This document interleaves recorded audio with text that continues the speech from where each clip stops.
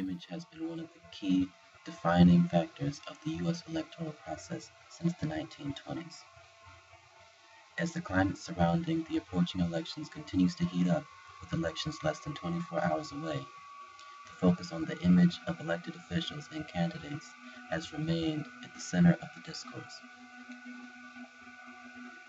What has been left out, as was highlighted by the exclusion of third-party candidates throughout the duration of the presidential debates, are the voices of alternative candidates and of the electorate.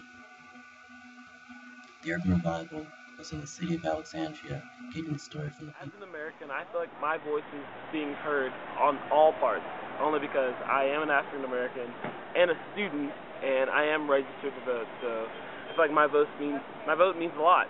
So I'm really excited to vote for the 2008 election. As an American, I do feel like my vote does count, only because I've seen it work. I worked for the DoD for a little while, and so I do see the fact that we are our own vote. As long as you vote, you do have a choice, and you have a voice. It is your own choice, you know. There, at least I think it's like 2/3 of Americans don't vote only because they don't know how, or they don't know. They feel like their vote doesn't count. But the upper 1/3, which is me, myself, it means something, right? As an American, as a person, it means a lot. The reason why I got involved and wanted to run was I just heard a lot of people expressing content. And the famous phrase in Alexandria is nobody is really concerned. And I don't believe that to be true.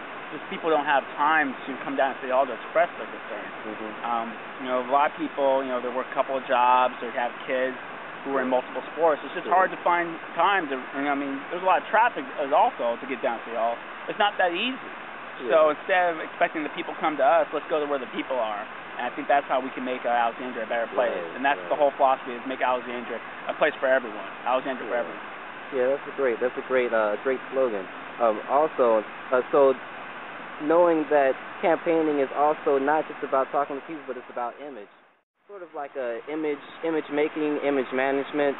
What do you have to say about that? Is that like a hindrance to your campaign as far as actually getting your message out there and doing things for the people, or does it? I am running as an independent, so that means Democrats, Republicans, Mm-hmm. Libertarians, independents, people who don't believe in any of those parties, or people who support them.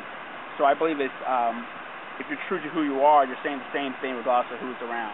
Yeah. And your image, I think that speaks for itself. I mean, if you're doing that everywhere, being true to what you're saying constantly, consistently, and you're dressing in an appropriate manner. But I think you have to be true to who you are, because if you're not, then that's going to be a problem, and it's going to come up as fake, and people will see right through you if you're uncomfortable, if you're not, in your own element. Mm-hmm. So I try my best to really be who I am.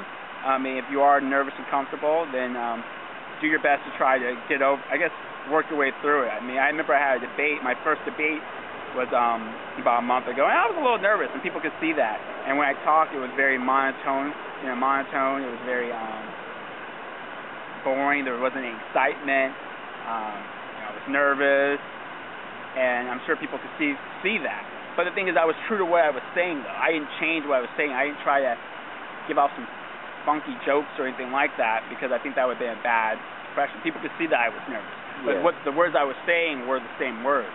Yeah.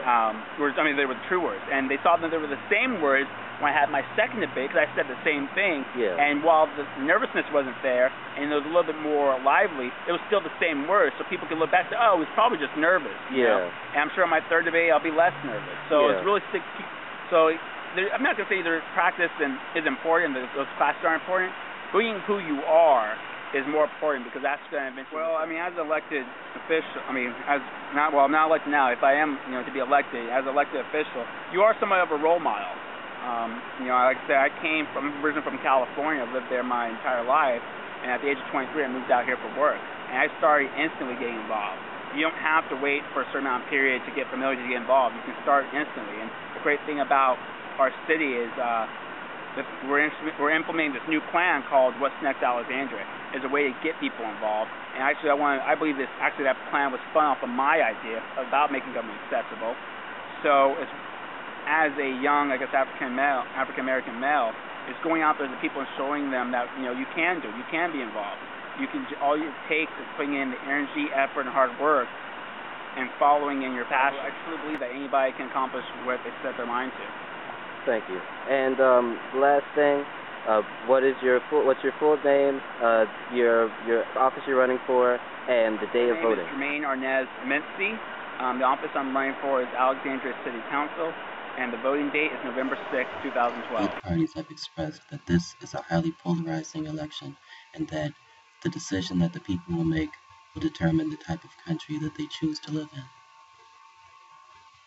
Whether they choose Barack Obama or Mitt Romney, or a whole host of Democratic or Republican candidates running for re-election in the House of Representatives as well as local city councils. This will be a statement of the people for what type of country they choose to live in, as well as how they are willing to participate in this thing we call democracy.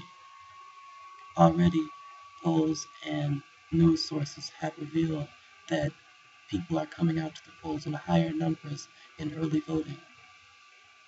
This is also predicted to reign true on election day as young people and previously inactive voters seek to express their opinions.